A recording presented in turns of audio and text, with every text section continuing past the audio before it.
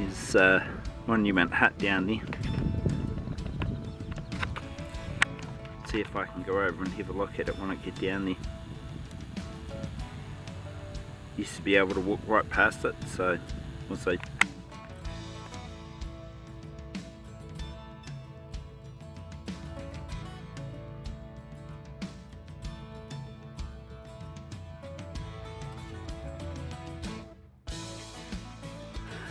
So the track used to go up and over the top of those hills back to the car park, but because the farmers built this new stock handling yard here, it's right on where the track is, and I think he's probably trying to stop people from walking across the field. This looks like a paper road here because it's that distance apart from the fence to the fence, so this is actually probably where there was supposed to be a road built at some stage, but they just never got around to building it. That was the road that was supposed to go all the way around the hills and then join up with Hilltop Gibby's Pass, but they just never built it.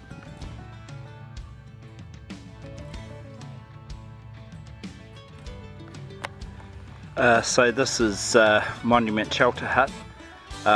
It was built in the early 1940s when they were looking at different ways, different tramping tracks across the portals, and this was going to be overnight accommodation. The Second World War started and it never really got used, and then after the war people had cars and trains, and they started going up to Arthur's Pass instead. So they built this hut, the YHA built it, but it never really got used.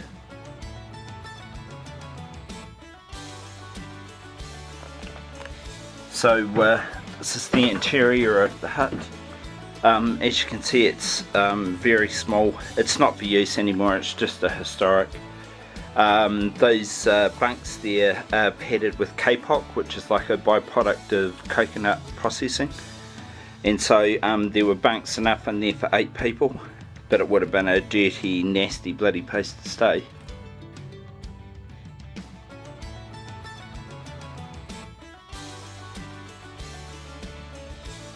So I was just having a look at those things on the wall over there, and it's talking about the history of the hut. Cora Wilding had a lot to do with this hut. She was like a youth hostel association person back in the 30s and 40s.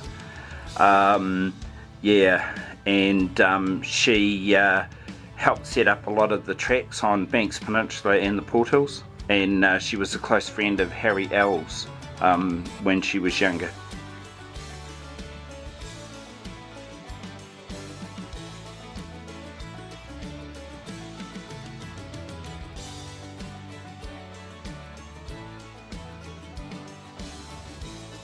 So it looks like it's had a coat of paint recently, and that rainwater tank over there, that wasn't hooked up the last time I was here 2 years ago. The local farmer just basically looks after it. It's just a historic hut. It's got an interesting history. Have a look for it on the internet, like there's a lot of information about it.